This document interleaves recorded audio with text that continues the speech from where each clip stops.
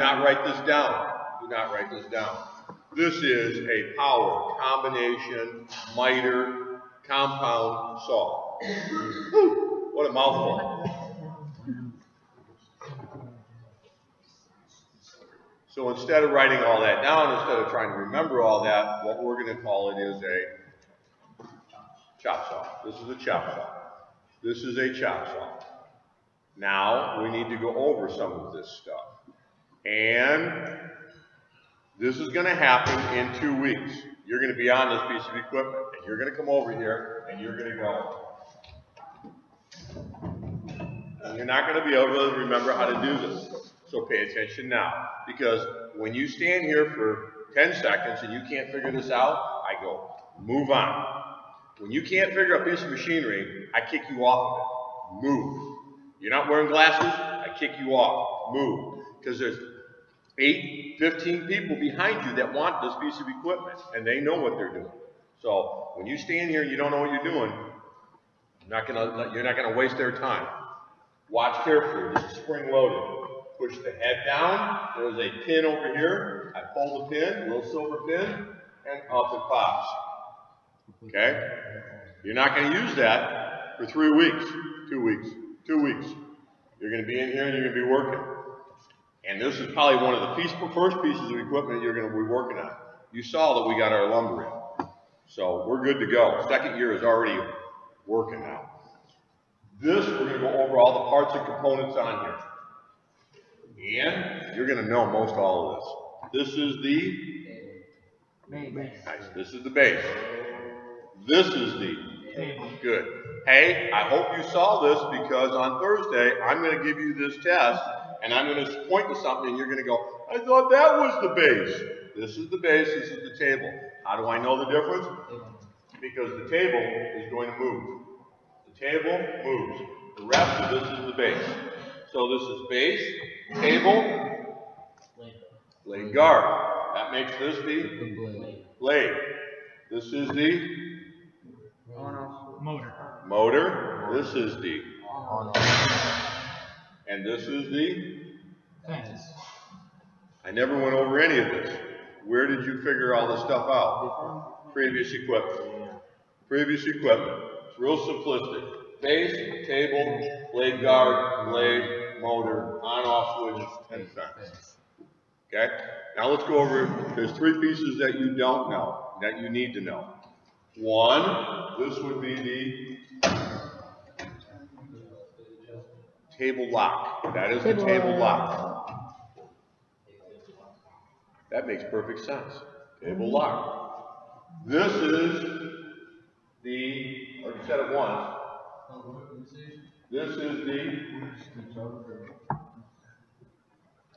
head. That's the head of the machine. That is the head of the machine. And that head, at the end of the hour, that head needs to be locked down. That head needs to be locked down at the end of the hour. When I yell cleanup, somebody needs to make sure that the head is locked down. And lastly, this yellow plastic piece here is either the insert or the throat plate. Either one of those will work. Insert or throat plate. Throat plate. I know you think I talk funny. And I imagine you're probably right. You know, I went home where I'm born and raised, and I said, you know, it's funny. I said, them Texans, man, I said, they talk funny. I said, I get down there, and they said, I talk funny. And my buddies, you know what my buddy said? My buddy said, we think you talk funny too. And I'm like, crap. Even in my home state, they think I talk funny. Was that the motor or the engine? Motor. Engine's in the car. That's a motor. Okay. Now, what is this machine? Tell me the type of cuts this machine makes. I'll take that. Cross cut. What kind does this thing make? I take cross. I like that one. Angle cut. And he said rip. Let me see if he's right. This looks like a cross cut. This looks like a, that looks like an angle cut. So no rips. This thing makes a cross cut and an angle cut. It doesn't make rib cuts. What other cut does it not make? Irregular curved arcs and radiuses. It doesn't make that cut. Okay. Cool. Okay. Let's go over a few things. Do's and don'ts. My hands need to be no closer than 2 inches. Hands need to be no closer than 2 inches. I have told you before, I am not into tricking you. I am not into making you look stupid. I am not into lying to you. However, I'm going about to make an exception. I got a mark on this board. Pay real close attention to this. I got a mark on this board. When I bring the head down, I line up the blade. The blade, how many people say the blade needs to be on the right side of this mark? Nobody? Nobody thinks the blade needs to be on the right side. One? How many people think the blade needs to be on the left side? Quite a few. How many people think that the blade needs to be right down the middle of that mark? Couple? 3? Don't know? Okay. Here's the answer. Right side. Wrong. Left side. Wrong. Middle. Wrong. Well, and I should have like about 20 people going, what? How can all 3 answers be wrong? Let's figure this out. This saw has a size. What size is this saw? 3/8. Haven't heard it yet. 2/16. 12 inch. Where did I get 12 inch from? The Diameter of the blade. Diameter of the blade. This is a 12 inch chop saw. It also has a kerf. What is the size of the kerf? What? I thought I heard it. 1/8. What is the kerf? 1/8. 1/8 of an inch. This is the kerf. Wait a minute. What is kerf? Kerf is the gap in the wood that is actually wider. That's the gap or the cut in the wood. So this will make an 1/8 of an inch kerf. Okay? Let's get back to our problem that we're trying to figure out. This is the board I want to keep. Here's the board that I want to keep. Let's say I have my blade on this side, and I'm exaggerating stuff. I have my blade on this side. And I make the cut over here. This turns to sawdust. That's my kerf. That turns to sawdust. My board now is nice. Couldn't have said it better. My board's short. How short is it? 1/8 of an inch. That was what I cut off. Crap, that didn't work. So definitely this left side was wrong. That was the wrong answer. And everybody that says on the right side, they all go, that was right, that was right. No, it wasn't. Watch. If I want this piece, this is the piece I want. I want this piece. And now I cut on this side. My piece is 1/8 of an inch short. I'm 1/8 of an inch short. I want this piece. This is not the piece I want. I want that little piece. Now my piece is 1/8 of an inch short. So now let's figure out if I were to cut right down the middle of this mark, no matter which piece I want, they're going to end up being a 16th of an inch short. A 16th of an inch short. Half of that, half of an inch. Perfect. Very nice thinking. Oh my God, Longo, there's got to be a right answer. This is the right answer. And let me explain it to you the best way and let me say it to you the very best way. My blade needs to be on the scrap side. I don't care which side you put, I want this, then it better be on this. This is the scrap side, Longo, that's a lot of wood to throw away. I'm not throwing it away, it's just not what I want. We'll put it back over in the pile. So the blade needs to be on the scrap side. Blade needs to be on the scrap side. Very nice. Still got that question? Did I answer it? On the blade, like, isn't one side of it clean and the other side like rough when you cut it? No, and I will go over that. Yes, ma'am. So, that brings us to this point. What do we call this machine? Chop saw. That does not mean that you chop. That does not mean that you chop.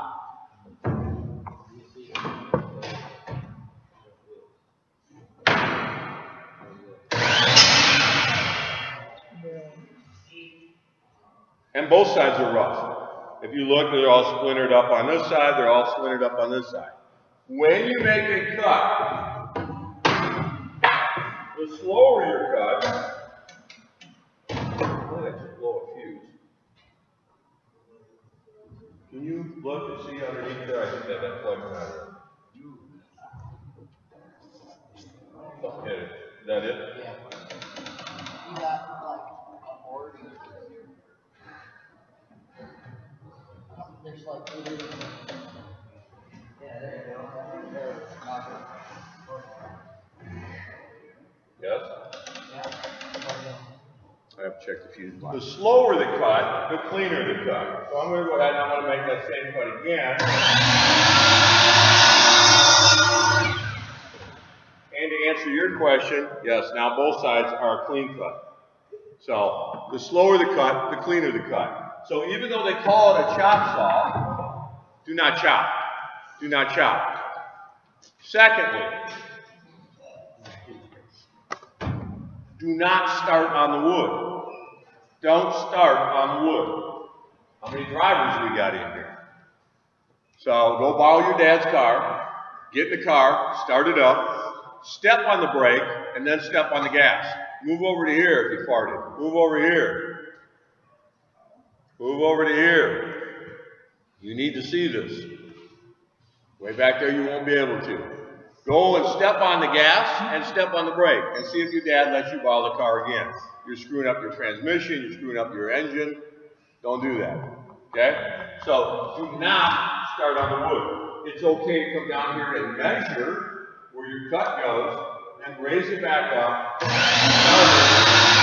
make your cut. It is powerful. When you go to start this, most people will move because there's a lot of power here. They won't move on it. There's a lot of power. Okay, next thing we need to go over.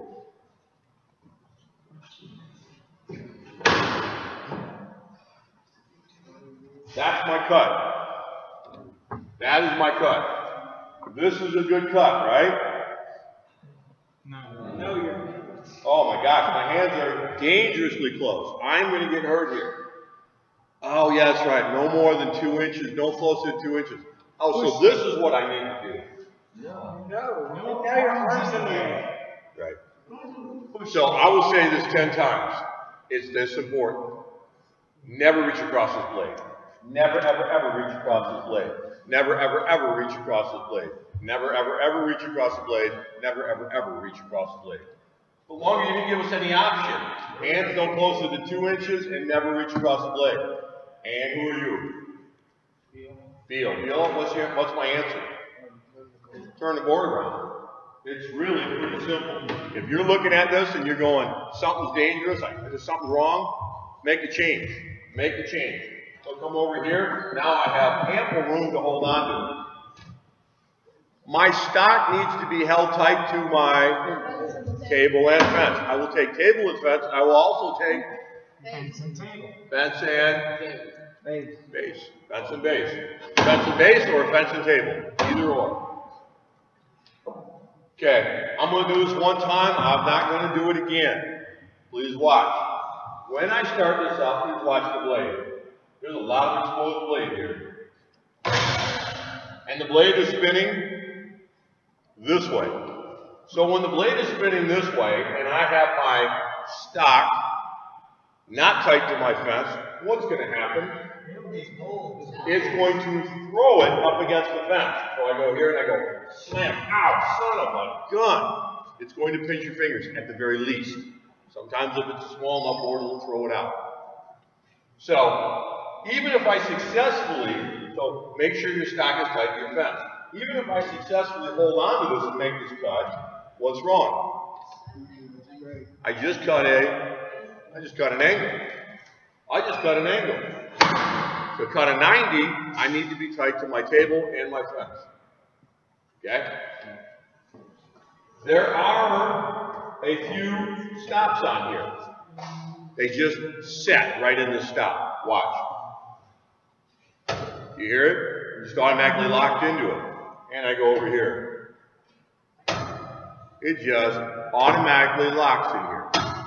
Who uses this machine? Carpenters. Carpenters who use this machine. They are building houses. They're building houses.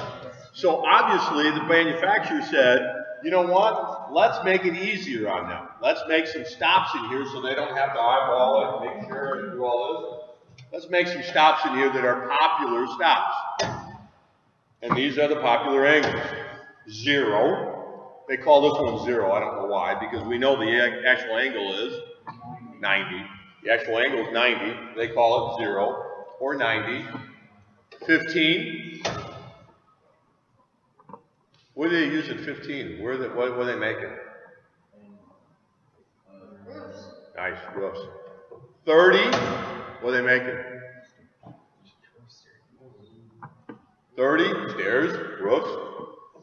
I think it is.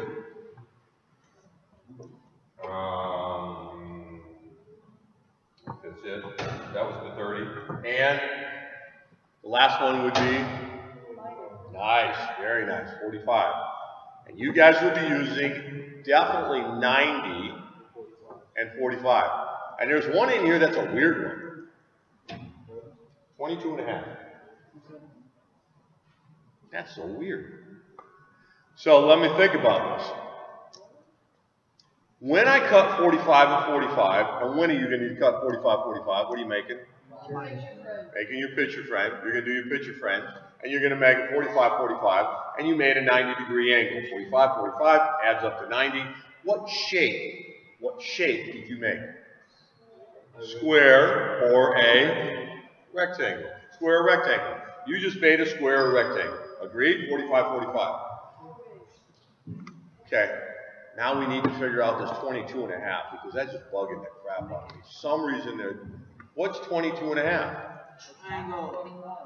What is 22 and a half? Half of 45. So any of you geometry students should know that if I cut my angle in half, when I made the 45, 45, 90, how many sides did I have? 4 sides. So now I cut my angles in half. Now what do I do to my sides? I doubled them. I doubled my sides. Now how many sides do I have? 8. What did I just make? I made an octagon. For you people that don't know what an octagon is, that is that stop sign. That is that stop sign. Yes. Yes. Yes, you can. Very cool. Very good idea. Why is the builder, what is the builder making? How many people have ever driven down the road? You see, this is called the gable end of the house, the one that has that triangle at the top. And up there's a little window. And what's the shape of the window? How many people have ever seen a planter around a tree? And railroad ties or landscape timbers, and the shape is? How many people have ever seen a gazebo? And what is a gazebo? That's like a freestanding deck with a little, it's an octagon. How many people have ever seen a bay window? Do you know what a bay window is? It's the one that comes out from the house. The house is here, and that comes out like this, bumps out from the house. And that is half of a octagon. So builders use it a lot. So they put it on here, 12 or 22 and a half. Those are the angles you need to know. Okay. Where are we going from here? Where are we going? Stock needs to be tight to the table, tight to the fence. Do not reach ever, never, never, ever reach across the blade. Never, ever, ever reach across the blade. Never, ever reach across the blade. We have 2 more to do. Okay. I'm thinking. I I'm thinking that's it. I'm thinking that is it. We're definitely going to demo, and we've got 20-some people in here that we need to demo. And that boy can demo, and that